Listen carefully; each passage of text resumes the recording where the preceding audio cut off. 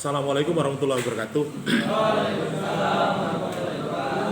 Alhamdulillah hari ini kita bisa bertemu kembali di jam berapa ya kira? 10.50 kalau jam saya. Seharusnya kita jam 10, ada jadi jam 10.10. Saya jam 10 oke ini rek, tapi cepet teng ya. Nah, ya tidak apa-apa karena ini lintas prodi. Barangkali ada teman-teman yang mengikuti mata kuliah yang lain. Kemudian juga ada salah satu teman kita yang kemarin sore katanya kecelakaan. Benar gak? Iya.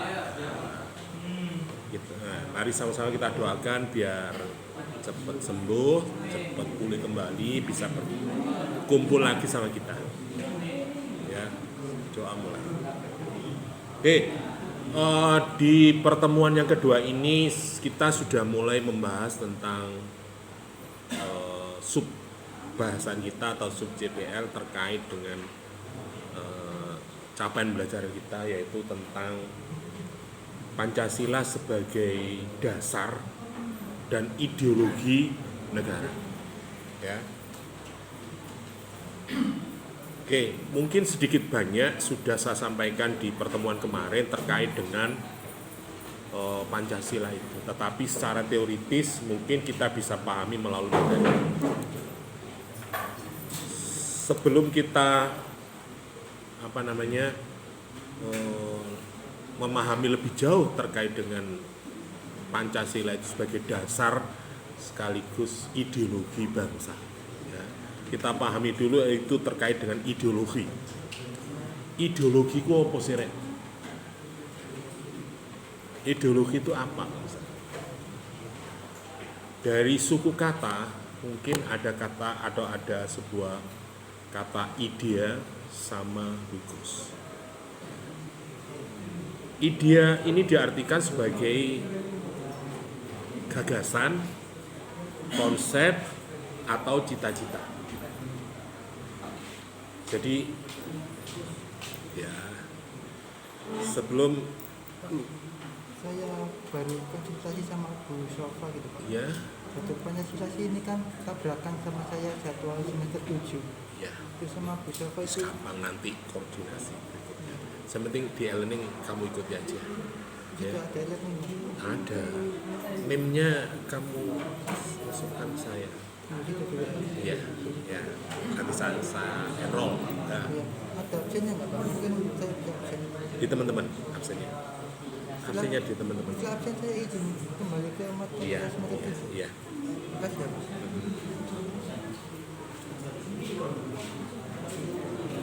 Oke, kembali lagi ya.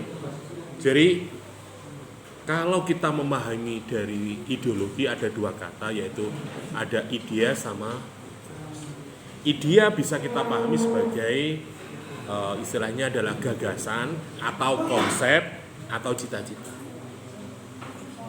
Ide itu berarti apa ya? Gagasan, ide, karep, cita-cita, harapan, prinsip. Nah, itu ide. Logos itu bisa dijadikan sebagai ilmu. Apapun, mungkin adik-adik sering saya sampaikan bahwa kalau hanya sekedar mencari ilmu, tidak harus Anda datang ke kampus. Di mana saja Anda bisa mendapatkan sebuah ilmu. Ilmu apapun. Anda mau mempelajari apa? Anda mau mempelajari tentang alis misalnya. Ide Anda alis. Kenapa Anda mempelajari alis? Anda mempelajari, mencoba Anda mengamati misalnya di luar sana. Ternyata spesies manusia, jenis-jenis manusia itu mempunyai alis yang bermacam-macam. Ada yang tebal, ada yang tipis, ada yang hitam, ada yang merah, ada yang barangkali tidak ada. Itu kalau Anda pelajari, itu akan jadi ilmu, Rek. Arahmu kemana? Cita-cita mau jadi apa alis itu misalnya? Mau jadikan industri, Pak? Boleh. Loh, kenapa kok jadi industri? Ya nanti menjadi sulam alis, Pak. Nah, jadi trennya alisnya itu harus tebal. Ya bagaimana alis jadi tebal? Ada yang kalau cewek itu yang tipis sampai koyo arit ini rek kena gengon cai pencit tuh. Ya. Don alise anu.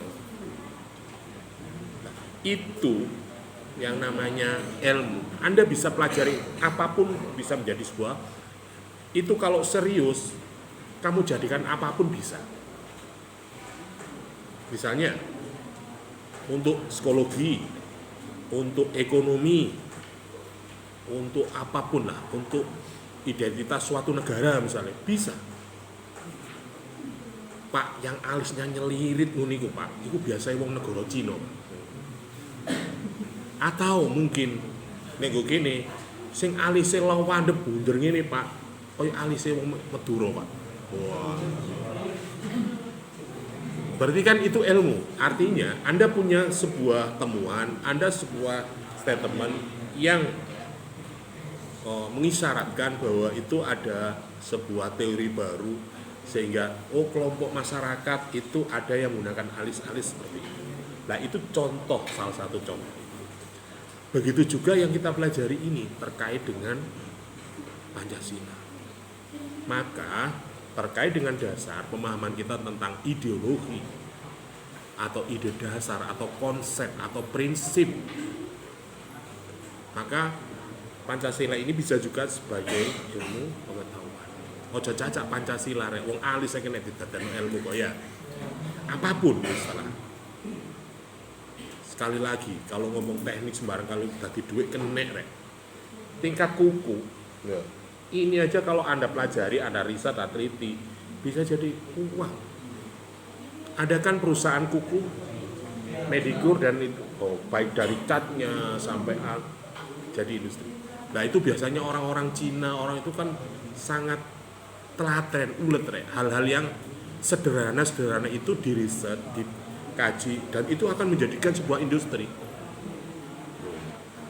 Kan ngono rek, kuku mainan ada, beli yang mau hari Senin pakai warna hijau ditempel hijau, Selasa merah ya, maru Kemis putih bisa digonta-ganti. Nah itu namanya ilmu pengetahuan. Nah terkait dengan Pancasila ini, kalau ini dikatakan sebagai gagasan konsep, tentunya bisa. Karena apa? Ini mungkin pemikiran dan kebudayaan manusia, sehingga bisa diteliti, bisa dikaji, bisa diukur, bisa dijadikan sebuah tata nilai. Jadi kesimpulannya, ideologi itu berarti ilmu yang membicarakan tentang gagasan, pemikiran yang dijadikan pedoman, dasar, prinsip, dan cita-cita hidup. Itu ideologi. Jadi kalau misalnya ideologi dasarnya misalnya perempuan, pasti dia akan melakukan prinsip-prinsip kebudayaan dan aturan hukum norma keperempuanan. Walaupun mungkin sekali-sekali melanggar. Contohnya apa? Umumnya yang pakai jin itu kan cowok. Tapi kadang cewek, kadang nggak jin kan ngono. Konsisten nggak kaum perempuan. Nah, itu prinsip. Terus yang cowok misalnya, dia menggunakan prinsip ideologinya adalah cowok.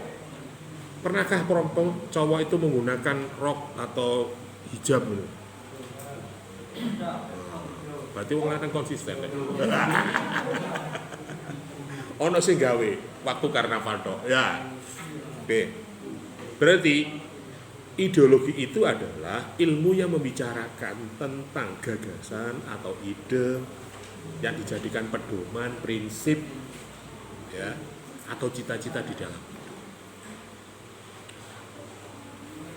Anda atau adik-adik masuk dunia fakultas teknik misalnya, ide dasarnya apa? Prinsipnya apa? Cita-cita Anda apa? Sembuh Pak, pokoknya kuliah. Atau bisa juga mungkin adik-adik di rumah punya usaha, ono sing duwe bengkel, ono sing duwe rumah makan, ono sing duwe perusahaan UMKM atau apa, mungkin tujuannya itu bisa juga. Ada juga yang memang tujuannya Terus pokoknya kuliah Pak, perkara pekerjaan nanti akan mengikuti. Nah, berarti itu ide dasar, gagasan yang dijadikan prinsip untuk melakukan sesuatu, melakukan langkah-langkah tahap-tahap pada peningkatan derajat yang Anda hendak capai. Nah, pemahaman tentang ideologi ini juga dipahami oleh Pak Profesor Fran Magnis. Ini adalah tokoh sufi, tokoh filsafat Yahudi atau Nasrani biasanya itu. Dia memahami bahwa ideologi itu cita-cita atau nilai-nilai dasar, keyakinan yang dijunjung tinggi sebagai pedoman yang normatif. Ya, normatif itu berarti masih punya kemungkinan ditafsirkan yang lain. Sama halnya ketika adik-adik masuk jurusan teknik, gambaran Anda, ekspektasi Anda mungkin akan indah dan bagus. Tetapi kenyataannya ya kita nggak tahu, tetapi tergantung pada usaha dan ikhtiar Anda. Tetapi Anda meyakini bahwa adik-adik ketika masuk teknik itu dijamin mencari pekerjaan gampang dan sebagainya. Itu yang namanya pedoman yang dijadikan, yang diyakini dalam hidup. Jadi kalau Fran Magnis ini menyatakan bahwa ideologi itu bisa dikatakan nilai-nilai dasar. Nah, nilai-nilai dasar, nilai-nilai nek nurut orang sosial itu berupa perilaku, moral, etika dan sebagainya. Tapi nek wong teknik nilai angka rek. Nilainya piro iki? Ya angka yang bicarakan eksak kok. Nah, ilmu pasti. Nah nek wong teknik ilmune gak pasti, lho ya diluk ae kon rek. Ya, misale Pak, saya minta didesainkan bangunan. Saya punya ide seperti ini, misalnya. Saya punya budget 10 triliun. Kira-kira jadikan bangunan jadi berapa? Yes, kira-kira oleh ngerancang ya apa rek? Apa kok kira-kira? Gak mungkin, pasti Anda akan menghitung. Oh, berarti 10 triliun itu bisa diberikan tanah sekian, Pak. Bisa dijadikan dapat luas tanah sekian, bangunan sekian, fasilitasnya akan ini, sampai anggaran 10 triliun itu habis. Itu orang teknik bisa. Gitu. Tapi nek wong sosial ya dikarang rek, malian ya. Alah Pak, 10 triliun tuh menopo ngene-ngene tuh kono tanah ngene-ngene. Bangunan nih sewakno ngene. Paling bisa menghayal. Tapi kalau orang teknik harus menjadikan nilai-nilai dasar, harus menjadi hitungan yang pasti. Dan itu diyakini itu sebagai sebuah kebenaran yang normatif, artinya bisa juga berubah di tengah jalan atau ketika ada press major atau ada sesuatu yang kita tidak kehendaki, itu pasti juga sudah diperhitungkan. Oke, jadi Fran Magnis ini memahami tentang ideologi itu sebagai nilai-nilai atau cita-cita yang diyakini, yakin. Nek sampean yakin mlebu jurusan teknik, ya wis, aja nek macam-macam rek. Awak mlebu pilihanmu wis bismillah, bahasane ngono. Yakin. Walaupun bisa juga sarjana dari fakultas teknik jadi kepala desa. Oh, no rek. Bukti ini apa? Desa saya medali itu kepala desanya alumni fakultas teknik. Teknik mesin bisa. Oh, masuk teknik mesin jadi kepala desa. Jadi gelar yo Haji Miftahuddin ST ngono rek. Setengah teler lho, setengah tua.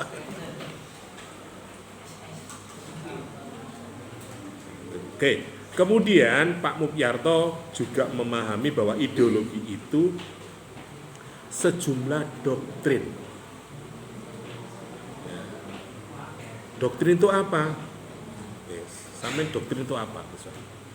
Apa yang Anda pahami tentang doktrin? doktrin, dogma. Doktrin itu berarti sesuatu yang diucapkan dan berusaha untuk diyakini. Nanti kok sampai niku tak doktrinin, tak kooptasi pola pikir Anda. Lah apa kok jurusan teknik misalnya. Atau bisa juga saya meyakinkan bahwa jurusan Anda adalah pilihan terbaik bagi Anda. Misalnya. Dan Anda meyakin dan itu masuk sehingga Anda berusaha untuk melaksanakan berusaha itu Pak jane wis kadung milih jurusan wis bismillah tak lakonane. Berarti Anda sudah terdoktrin. Jadi Pak Mulyarto ini memahami tentang ideologi ini sebagai doktrin. Artinya kepercayaan dan simbol-simbol sekelompok masyarakat atau suatu bangsa dan jadikan pegangan pedoman berkarya atau garis perjuangan yang menjadi tujuan masyarakat dan artinya apa ya statement atau bisa jargon itu menjadi garis perjuangan kita. Tadi saya menyampaikan Pak nek arek wong sosial itu seperti ini, nek wong teknik eksak itu seperti ini. Itu berarti doktrin. Berarti nek sampean didoktrin menjadi orang eksak, orang yang ilmu pasti, berarti pola pikir Anda, gerakan Anda yo wong eksak rek. Ilmunya pasti-pasti aja lah Pak. Yang pasti-pasti aja. Walaupun mungkin kalau kita di lapangan bisa juga tidak pasti. Tetapi Anda meyakini itu jadi.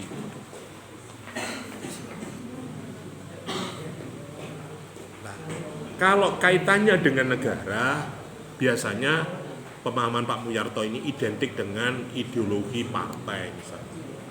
Kelompok tertentu. Anda lihat partai-partai di negara kita itu ada PDI Perjuangan, ada Partai Demokrat, ada PKB, ada PKS, ada PAN misalnya, ada Gerindra. Nah, partai-partai ini punya garis perjuangan.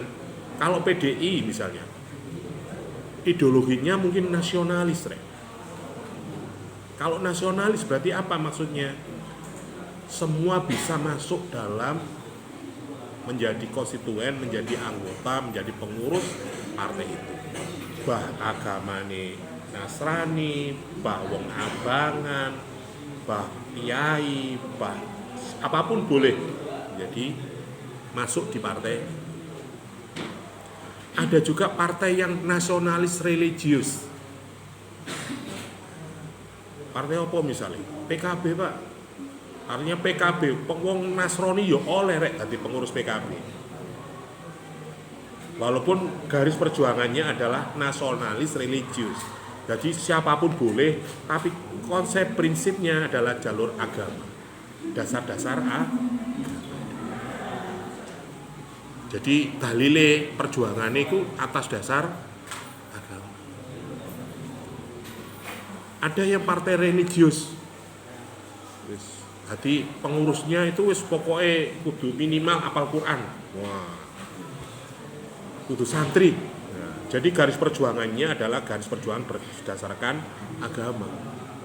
Prinsip-prinsip yang dibuat dalam perencanaannya, gerakannya itu dengan dasar agama. Itu nek partai religi.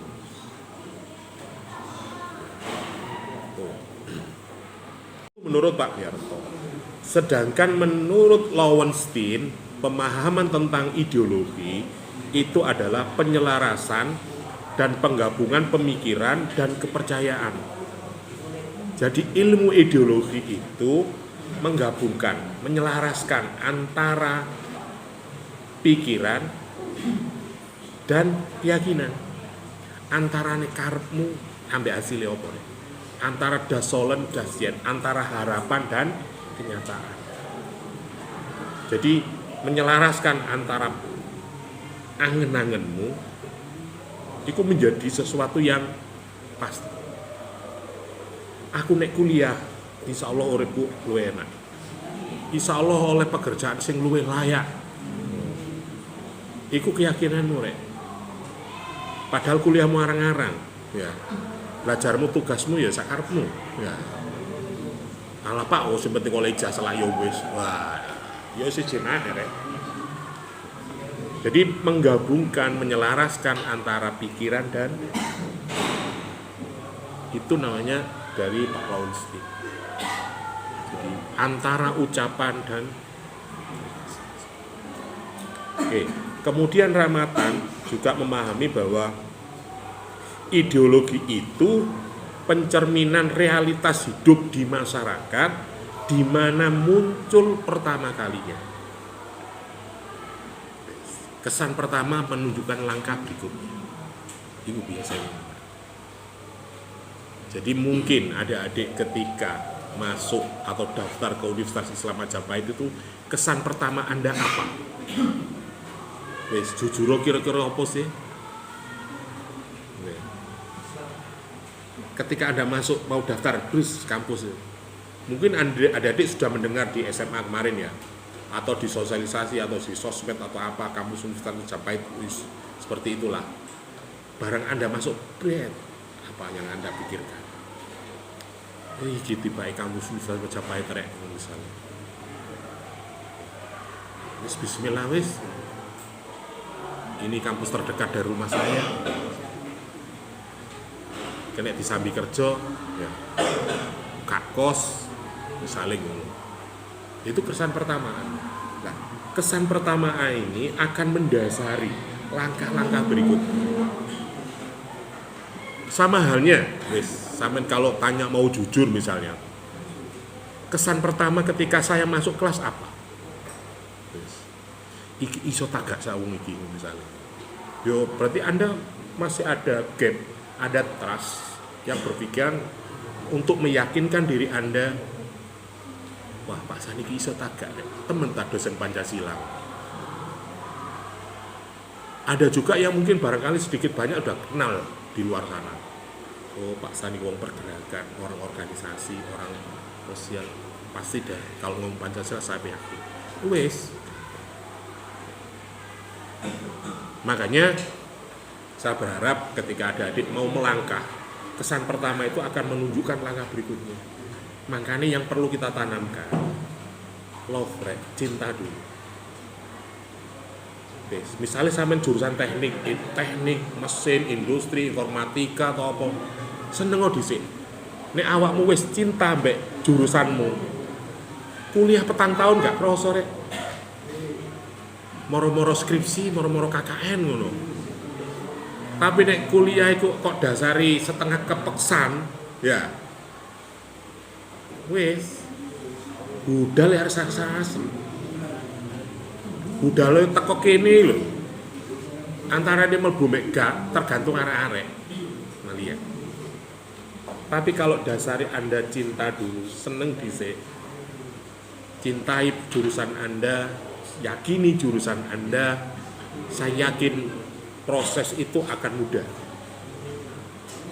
Sama halnya sampai nek ketemu konco sampean SD, SMP, sing biyen bestine, sing biyen seneng, halo, gak tau ketemu pirang tahun, 3 tahun misalnya, terus ketemu, wes ngopi gak kroso rek, moro-moro 3 jam, 2 jam, gak kroso.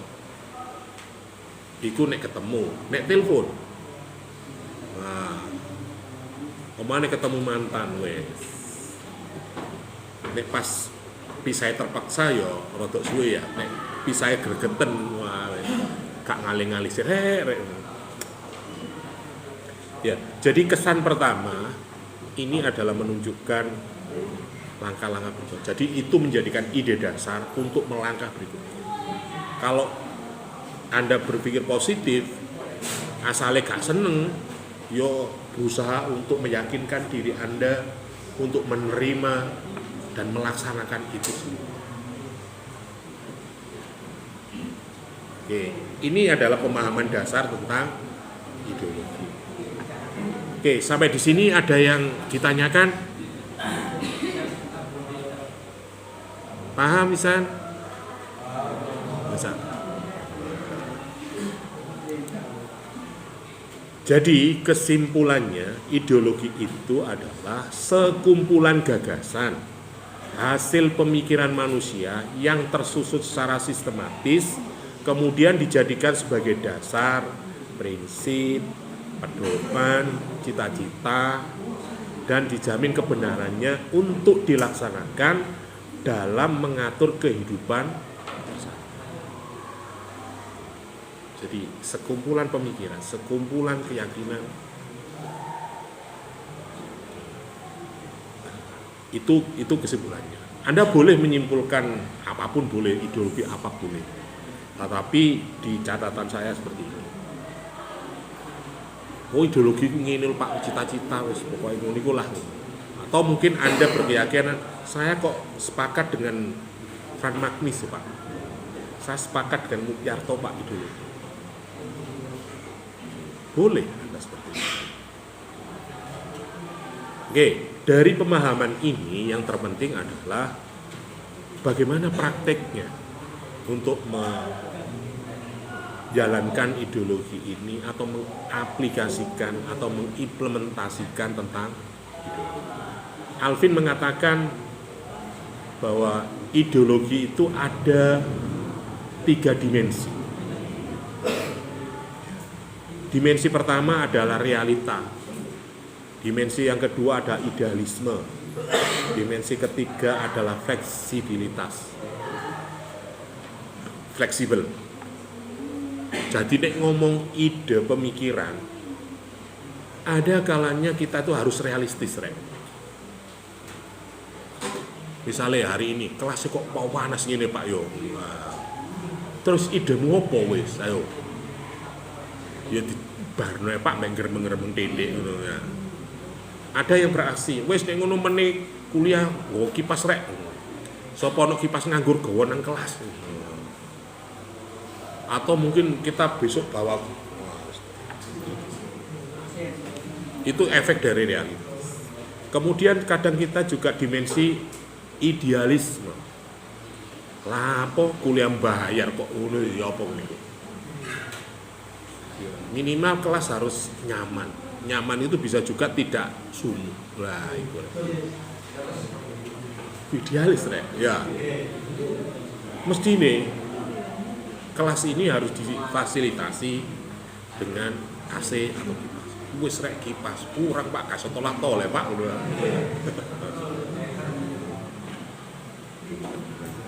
Ada dimensi fleksibel. Fleksibel itu ya istilahnya bahasanya wong Jawa ya membuat tentu lah. Fleksibel. Jadi di dalam konteks implementasi penerapan daripada sebuah ide atau prinsip, iku ya ono sing realistis, ono sing idealis, ono sing fleksibel. Nek ngomong prinsip, saya yakin setiap adik-adik punya prinsip masing-masing. Bukti ini apa? Seragammu pakaianmu iki lho Rek, sakmene kae gak ono sing padha. Ono tase padha. Ayo. Lah apa sampean kok kaosan? Yo. Sungguh. Ono sing jawaketan ngono. Itu artinya ya tadi Anda punya prinsip. Kenapa kamu pakai kaos? Nyaman Pak, nyantai Pak, casual Pak, isis Pak. Ini aku pakai baju kok sampean Pak, Masya Allah. Terumus Pak. Artinya bahwa dari sisi baju aja adik-adik punya prinsip masing-masing untuk mengimplementasikan dalam diri Anda. Makanya prinsip atau watak dasar atau mungkin juga itu bisa tergantung. Nah, prakteknya Anda harus bisa menempatkan. Intinya dari 3 dimensi ini adalah adik-adik bisa menempatkan kapan kita harus realistis, kapan kita harus idealis, kapan kita harus fleksibel. Lah, ini kalau dikaitkan dengan Pancasila juga seperti itu. Yo gak oso saklek ngono rek ya. Misalnya harus berketuhanan yang Maha Esa, wis. Sopo ketuhanan Maha Esa sing di Maha Esa sing ndi ngono. harus dipertegas Pak. Wah ya gak sih. Wis gak intine ngene rek. Pokoke kok duwe agama titik lah. Oke siap. Berarti harus idealis. Loh Pak, keluargaku itu dari golongan keluarga beragama ini ya Pak. Ya enggak apa-apa. Artinya realistis.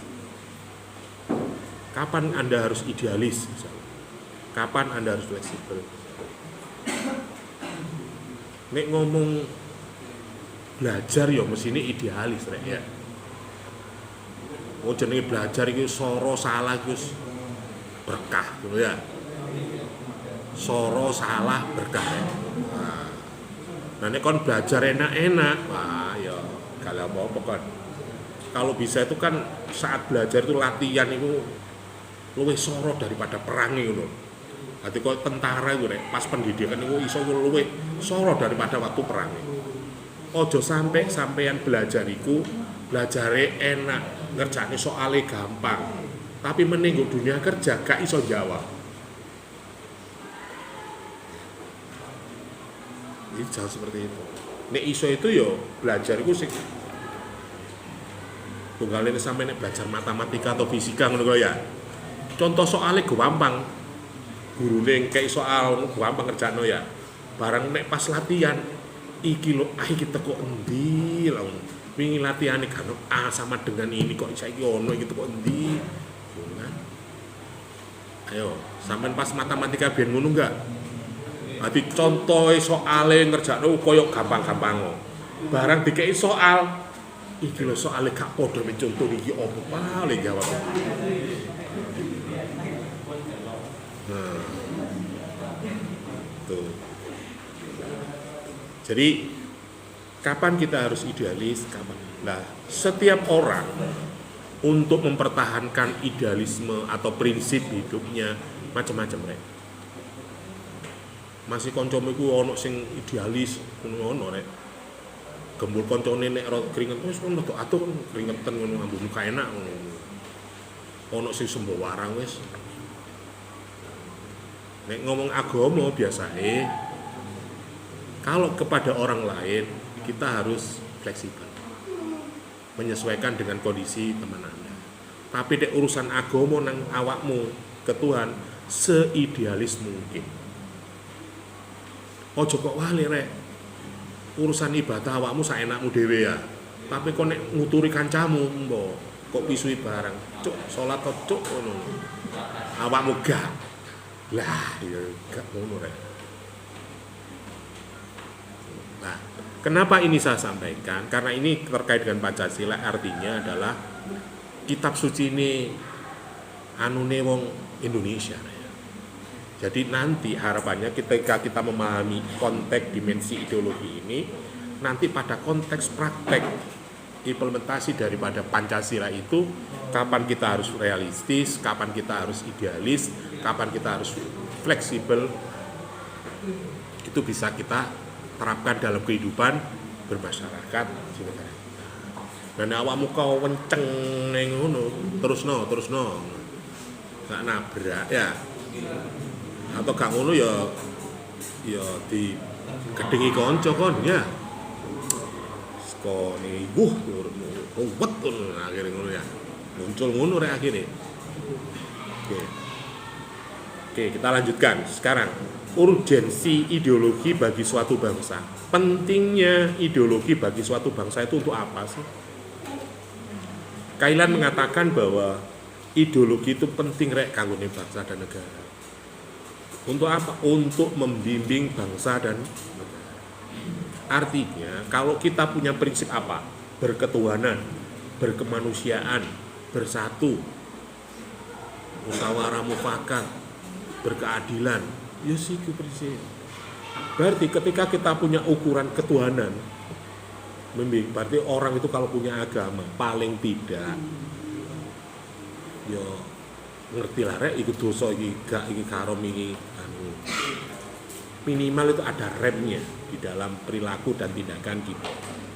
Dengan keterbatasan kita bisa mengerem apa yang kita laksanakan. Iki gak ilok rek. Walaupun itu gak ada aturan nih, Tapi ya ojo nemen-nemen po. Contohnya apa saiki yang lagi tren? Sound horeg misalnya. Nah, itu menurut hukum negara, peraturan negara kita ada nggak peraturan yang melarang atau menganjurkan?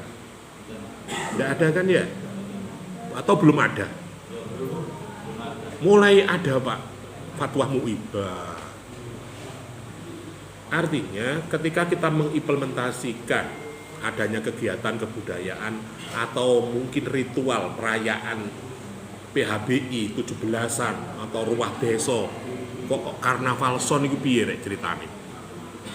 Nek biyen kan mungkin kita pakai baju yang aneh-aneh, pakai baju pahlawan, adat, jalan gitu aja. Saiki kan enggak. Busananya bajunya agak dikurangi. Musiknya diget loh. Oh, ya apa itu? Malah geden-gedenan saiki.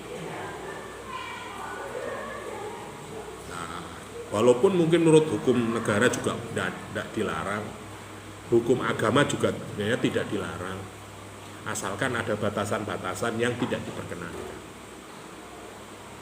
Sing dilarang apa sih musik itu? Jogete Pak, yo joget, Pak ya. Bapak wong senenge gak joget, mesti ae refleks Pak menungso ya Pak. Krungu suara enak, mbok tangane ngene-ngene, mbok ngene-ngene. Mbok ngene tok. Ekspresi orang kan macam-macam ya. Yes. Jadi ada kalanya sing senengane lagu dangdut. Ketika krungu lagu dangdut, tangan iku lho bergetar ya. Itu melok nabu-nabu. Oh, no ngene. Karena apa? Siap punya temen ketika dengar lagunya dangdut itu wis tangane kudu melok joget ae. Itu manusiawi ngono iku ya. Ketika kita dengar sesuatu yang menarik, itu ada ekspresi yang macam-macam, itu wajar. Nah, ketika kita dengar suara horeg, kenapa? Yang diharapkan apanya? Pak, koyok bar ya Pak, diskotik ya Pak. Dulu diskotik itu kan kalau nggak di hotel atau di tempat-tempat khusus nggak ada. Sekarang kan di dunia nyata, dunia bebas, wis embong-embong oleh horeg ya dia. Fenomena ini bisa kita dasari secara ideologi kenegaraan kita, apakah itu budaya negara kita atau tidak. Nek umumin donya iki ya ngomong rasionalitas, akal, utek wong barat rek. Ya. Tapi nek ngomong attitude kebudayaan timur. Makanya istilahnya kan ono budaya kebarat-baratan.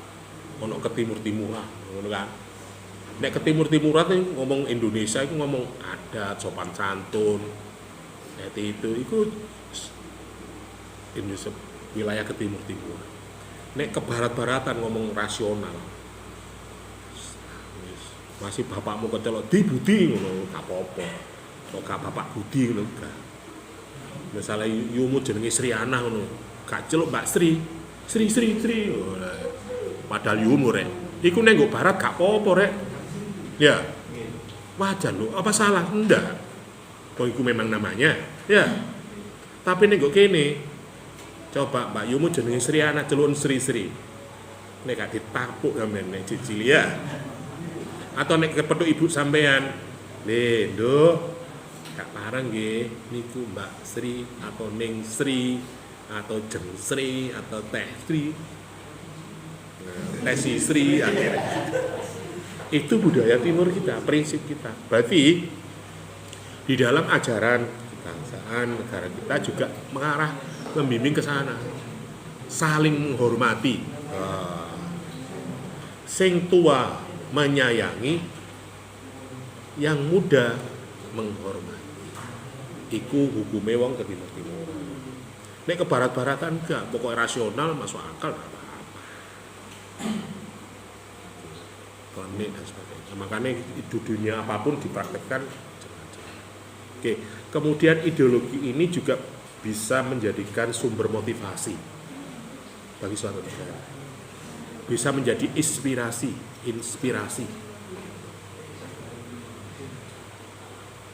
Inspirasi apa ya? Semangat hidup. Yang ketiga, dapat menciptakan semangat persatuan dan kesatuan.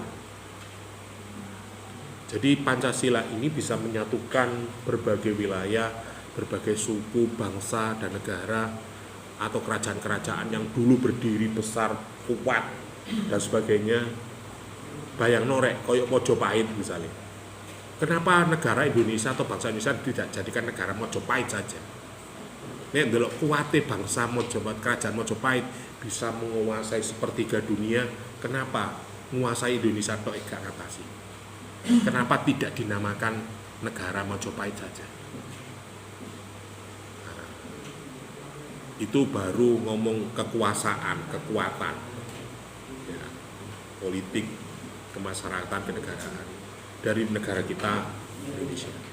Kemudian ngomong bahasa Indonesia, bahasa Melayu, itu dari suku mana? Ada yang tahu bahasa Indonesia itu dari suku wilayah mana? Melayu. Melayu daerah mana? Provinsi mana? Ya, Riau. Ya itu loh rek, cowili rek. Tapi itu menjadi bahasa nasional, bayang lo. Madura ini gak entos ngomong ambek liyane ngomong bahasa Indonesia rek. Sampai nang Papua misalnya, nek gak iso ngomong bahasa suku sana ya bahasa Indonesia. Padahal bahasa Indonesia ini diambil dari suku yang kecil di daerah Sumatera. Nah, ini berarti bukti prinsip menjadikan negara kita menjadi bersatu. Jadi mau nek ngomong pasukan, kekuatan, Mojopahit itu lho rek iso nguasai sepertiga negara. Kenapa tidak menjadi ikon ae? Kon rojo cilik melaku. Oh, adalah apa? Tapi kan tidak. Nah, inilah uniknya Indonesia. Dengan konsep yang sederhana tetapi bisa menyatukan berbagai kerajaan menjadi suatu wilayah, menjadi satu negara. Ngomong pulau pirang pulau rek, pirang suku rek. Andai kata Jawa Timur tok iki lho nek kenceng-kencengan iso dadi pirang negara ya. Ya. Misalnya kerajaan Kediri, kerajaan mana lagi banyak. Mak iso ngatur dewe-dewe aja nih. Tapi kenapa tidak? Kenapa tidak berdiri negara sendiri? Misalnya kalau Keraton Solo, Keraton Jogja, kenapa tidak berdiri negara sendiri aja? Kok negara Singapura, negara tinggi, cek gede-gede ini wilayah Kabupaten Mojokerto rek. Ya. Dadi penduduke anune iki cek kekeh wong Mojokerto daripada ono iki wis dadi negara. Kenapa Indonesia enggak seperti itu? Ini berarti ada suatu prinsip, ada sebuah ideologi yang menyatukan suku, ras, dan agama menjadi satu negara kesatuan Republik Indonesia. Padahal nek cara misah-misah wah ya jelas rek gampang ngene aja.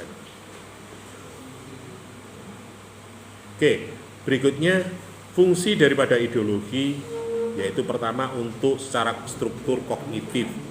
Ini ada keseluruhan pengetahuan yang dapat dijadikan dan memahami dan menafsirkan dunia. Jadi Pancasila secara kognitif itu bisa dijadikan alat untuk menafsirkan dunia. Kenapa apa Arab Saudi gak melaksanakan Pancasila atau tidak menggunakan Pancasila? Kenapa apa Malaysia tidak menggunakan Pancasila? Ya mbok Pak, ya suku budayane gak ngatasi Pak. Wong Arab kok dikongkon nggih Pancasila, wong nek mlaku mring ngene Pak ngono. Ingon-ingone mosok ana ingone manuk trucuk marung jambul ngono ya. Marung apa jenenge? Kenari kono lah ngono. Macan ngono. Panganane daging rek, gak ono manganae apa jenenge? Nah, gak ono jangan kelor, gak ono jangan bayam, gak ono kono.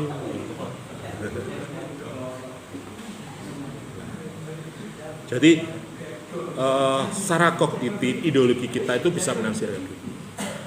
Dan satu-satunya negara yang bisa hidup berdampingan, damai, beda agama ya wis ben, beda pengawen ya wis ben, beda suku ya wis ben, sing penting Indonesia. Indonesia wong sing ireng-ireng ono, sing putih-putih ya ono, ya ono sing gak putih ya gak ireng Indonesia ya ono ya, sing motone sipit ya akeh. Nah, inilah. Kemudian yang kedua yaitu sebagai orientasi membuka wawasan sebagai norma-norma melangkah dan bertindak. Artinya yes, sebagai hukum tertinggi di negara kita adalah Pancasila dan Undang-Undang Dasar. Jadi wis mentok-mentoke nek kon gak sepakat ambek Pancasila dan Undang-Undang Dasar 45 metu kon teko Indonesia. Wis nyingkir yo utluk roban Indonesia. Utluk roban siwal metu kon nang dunya iki. Nek Gusti Allah kan ngono ngancam ngono. Nek kita sebagai orang Indonesia, kalau Anda tidak sepakat dengan Pancasila dan 45, metu kon negara bakon melok Amerika, bakon melok Malaysia, monggo. Tapi fakta yang terjadi adalah banyak negara-negara yang pingin menjadi warga negara Indonesia atau pingin hidup di Indonesia. Secara geografis kita diuntungkan, secara suku kita diuntungkan. Itu loh enak Indonesia. Yang keempat fungsinya adalah sebagai bekal dan jalan menemukan identitas. Jadi wong iku nek duwe watak watuk, duwe prinsip, ya akhirnya duwe identitas rek. Misalnya aku kenal Alfa Tony. Ndi si Alfa Tony ku? Mana Alfa Tony? Gak masuk ya? Masuk izin tadi. Oh, Fatoni ku arek ngene. Loh, kenapa seperti itu? Ya, karena arek rada ya apa ngono, Pak. Sehingga teman-teman ya kenal. Jadi wis ngene iku lah Pak arek, Pak. Nah, itu menjadi identitas. Jadi negara Indonesia juga seperti itu. Indonesia itu kurang ya apa? Darane pinter ya gak, darane goblok ya gak. Mosok dijajah iku tambah mulih disangoni kan ya.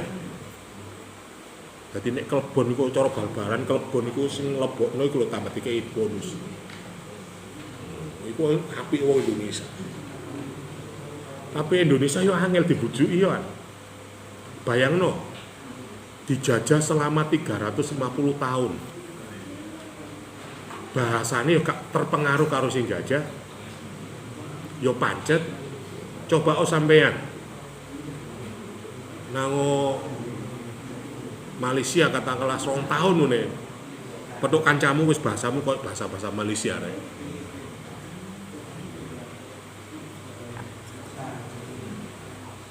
Oke, kemudian fungsi yang berikutnya adalah sebagai pendidikan masyarakat untuk memahami, menghayati tingkah laku.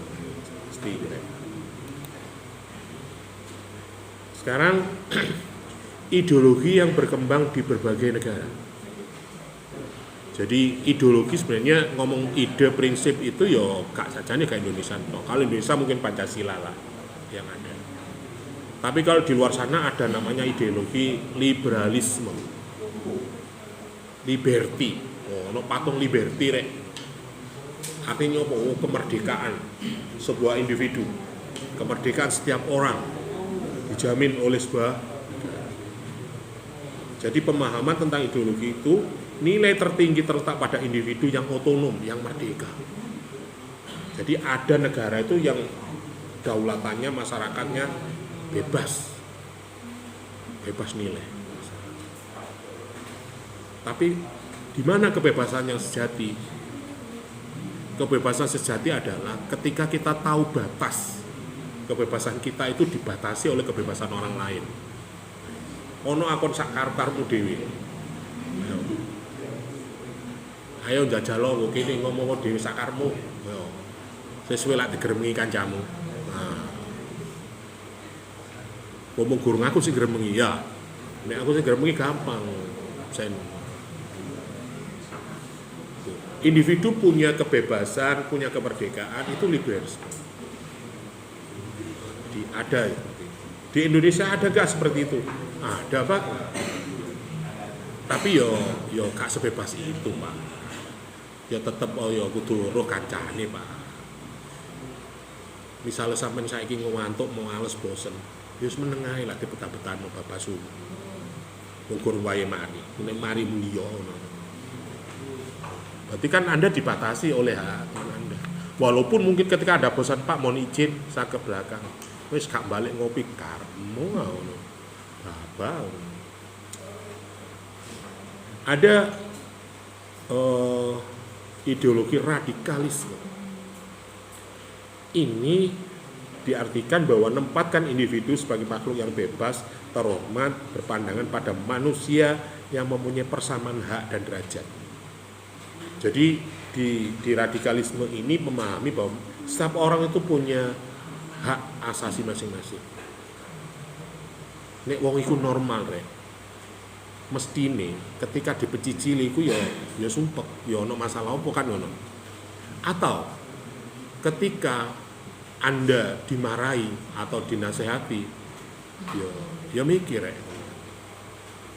Itu kan wajar. Berarti setiap manusia itu pada dasarnya punya perasaan, punya hati, punya nafsu, punya keterbatasan, itu pasti. Nek wis ngerti ngono, ya aja macam-macam. Mungkin ada teman Anda yang punya kelebihan, Anda punya kekurangan sehingga bisa dipenuhi oleh teman Anda. Atau bisa juga ketika Anda punya kelebihan, teman Anda kekurangan, Anda bisa bantu. Wis ngerjana tugas ta durung e. Selamamu wis. Karena apa wingi gak ngerjono wingi lho penggawean wae gak mari gak bergarap aku. Ya wis kaya contohan. Ngono rek. Nah, jadi setiap orang ini menurut ideologi radikalisme ini punya derajat yang sama, punya nasib yang sama. Seperti hari ini adik-adik punya hak yang sama, mendapatkan pelayanan terkait dengan mata kuliah atau fasilitasi terkait pembelajaran Pancasila misalnya. Boleh sama. Pak, aku kok izin tok wis sakarep bapak. Ini aku ben demokratis saja. Perbedaannya adalah yang hadir di sini dan tidak hadir itulah yang mungkin Anda nanti akan yang membedakan hasil. Apa aku kudu meksa? Kon awas kalau gak mlebu. Gak mlebu ping liro gak lulus kon. Ayo. Ngono ah. Besok kalau kuliah untuk yang cowok harus wajib pakai kopiah. Ya apa? Ayo. Di teknik pernah loh diterapkan itu. Kalau Anda mau praktek lab informatika harus cowok pakai kopiah. Oh norek, makanya delok nggo kuno lamber kuno iki ono enggak Jumat betik. Kiri sapa? Fakultas Teknik kan. Jumat betik. Jumat batik. Ya. Berarti kalau hari Jumat bajunya pakai baju batik. Itu brandingnya zamane padi. Nek bahasaku Jumat betik, lah wong arek apa? Waya Jumat itu mlakune gak mlaku ngalor ngene, mlaku ngidul e. Ambek ngowenceng nang pras lho rek. Jumat iki, lho Pak kan Jumat betik, Pak. Waduh. Jumat betik, Pak. Wah, rek kok keliru. Batik rek, gak betik. Wong Jumat masjid nggo lor kono kok mlakune ngenceng mbek mlaku kono. Nek ditakoni, "Kamu kemana kok ke sana?" "Saya lagi Pak, enggak Jumatan." Lah. Wes, Rawa ya. Oke. Yang ketiga, ada ideologi konservatisme. Ideologi ini berpandangan bahwa masa lalu adalah suatu peristiwa yang harus diperjuangkan dan harus dipertahankan. Berarti iki nek bahasane mbahmu, bahasane pakmu, kolot ya. Wong kolot, kupit apa jenenge? Desit. Artinya dia lebih mengandalkan masa lalu. Nek wong tuwek kan wajar ya. Misalnya ya karena dia dapat ilmunya dari pengalaman hidupnya. apa yang pernah dilakukan itu yang menjadikan prinsip dasarnya. Wis hale jurusan yang paling gampang ini juga teknik mesin air atau juga teknik sipil. Kalau apa kok teknik sipil? Kalau ceritane wong iku apa jenenge preimbangun iki gak ono. Padha mek jurusan kebidanan ngono lho. Kapan sih guyare wong meteng ngono? Guyare wong anu, gak ono rek. Pasti tiap tahun pasti ada yang hamil pasti. Jadi profesi ilmu pengetahuan tentang kebidanan pasti payu rek. Begitu juga dengan teknik. Memang contohnya teknik sipil atau kapan ceritaan sih wong preimbangun itu. Nah, yo sing gak duwe, sing duwe yo tetep bangun ae. Kaya wingi, ayo. Jarene Covid, jarene krisis, yo ije sing dandani. Teras sing dandani. Yo bore. Segini dhewe ya. Jadi ini konservatisme ini diartikan bahwa masa lalu itu sebagai sesuatu yang ideal. Karena ideal kan menurut mereka, artinya sesuatu ilmu itu sudah dijalani dan menghasilkan sesuatu yang pernah dirasakan sehingga itu menjadi pedoman. Nek ngomong negara sejarah rek. Barang siapa yang melupakan sejarah berarti melupakan. Sama halnya ketika ada adik duduk di sini, kalau sampai mempelajari sejarah, sampean bisa kuliah, bisa duduk di sini, saya kira adik-adik tidak akan sia-siakan. Rumah samu kon logo kono gratis, gratis pak, beasiswa. Jare sore. Rumah samu kon rene man teko diterno disusul ngono tah. Artinya kon rene mang yo bondo rek. Ya. Modal minimal 10.000 lah minimal ya tuku bensin ya. Nah nek kon eling sejarahmu iso teko kene mang kaya ngono ya butuh biaya, ya butuh waktu. Kamu tidak akan menyia-nyiakan kesempatan ini. Terus kon nek misale mulih mang engko ditakoni mbek ibumu. Kon manang kamu soleh apa, Nduk? Le kirangan bu ditutur liya domongi ngono kok. Yo, nek ditakoni oleh apa sampean njawab apa? Ayo. Coba angen-angen sampean budare ini mang kira-kira operasionalmu anggaranmu entek piro? Cukup 20.000? Pak cukup, Pak. Bensinnya 10.000. Rokok 15.000, ngopine. Pulsane Pak kula lho sak wulan diangger ayah iku 1 juta. Wah. Tuh. Coba angen-angenen, misale bapak ibu sampe nyangoni iku kira-kira duwike oleh teko ndi nyitak ta ndolek. Ayo, nek bapakmu nyitak sih gak masalah ya. Tabungannya akeh gampang. Nah nek bapakmu leren ndolek dhisik, angen-angenen rek kon lungguh kene iku gak gratis. Artinya apa? Kalau Anda bisa mengingat sejarahmu seperti itu, maka kamu tidak mengingatkan kesempatan seperti ini. Karena kontre ini memang gak gratis oleh biaya. Ini ngomong teknik kudu ini masalah. Ya. Terus nek ngomong ilmu fisika. Kira-kira nek sampean iki tak sawat ngene lho ta gak? Iso. Tapi nek bisa namburi. Kira-kira banter ndi ngene ambek ngene. Artinya apa? Semakin Anda bisa melihat jauh ke belakang, semakin jauh pula Anda melihat masa depan. Itu ilmu fisika. Ya. Artinya ketika sampean bahwa perjuangan sampean untuk kuliah itu tidak mudah, maka sampean juga bersungguh-sungguh.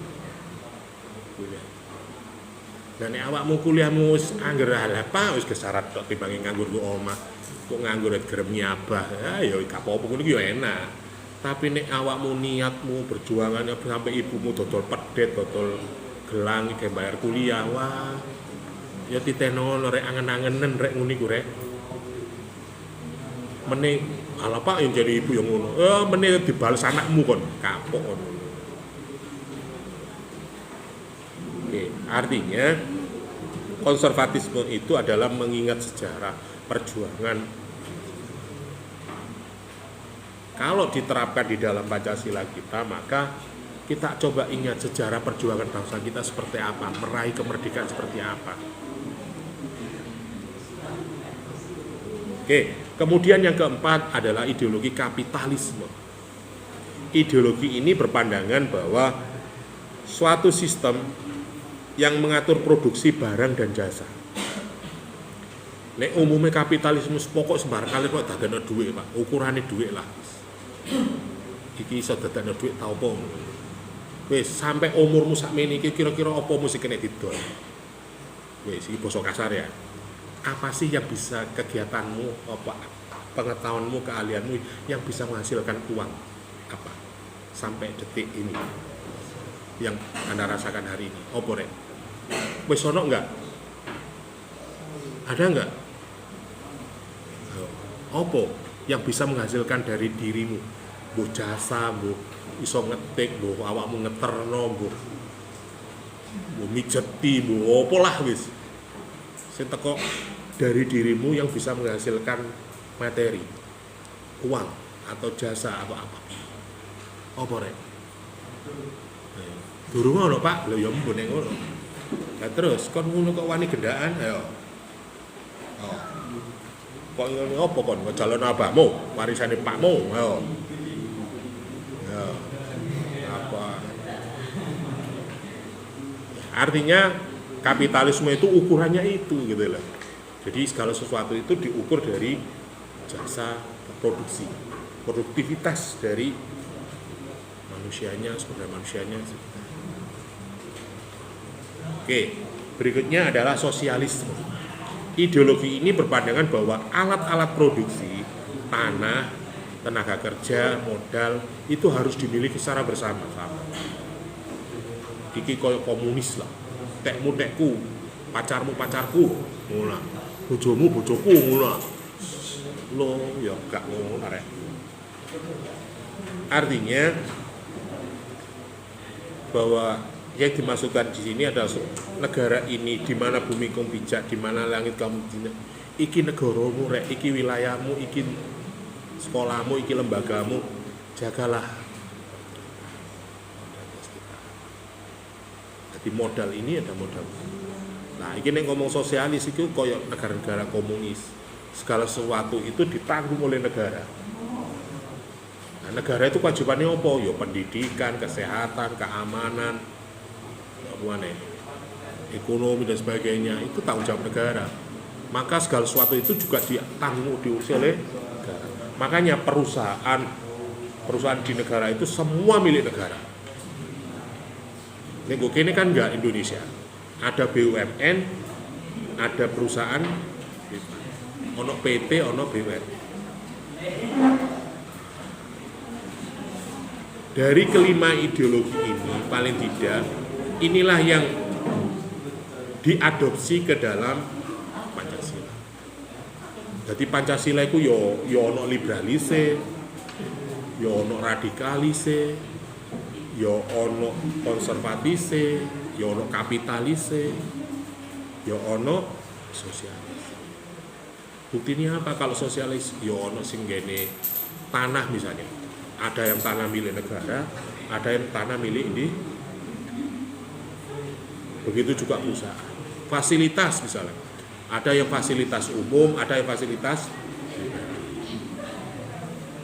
Nah, itu di negara kita. Artinya dari minimal dari 5 ideologi ini diadopsi ke dalam nilai-nilai Pancasila. Ini ngomong ideologi dunia. Nek ngomong kebudayaan, wah Indonesia wis. Nek ngomong budaya wis menang nek wis. Dibanding nomor liyane.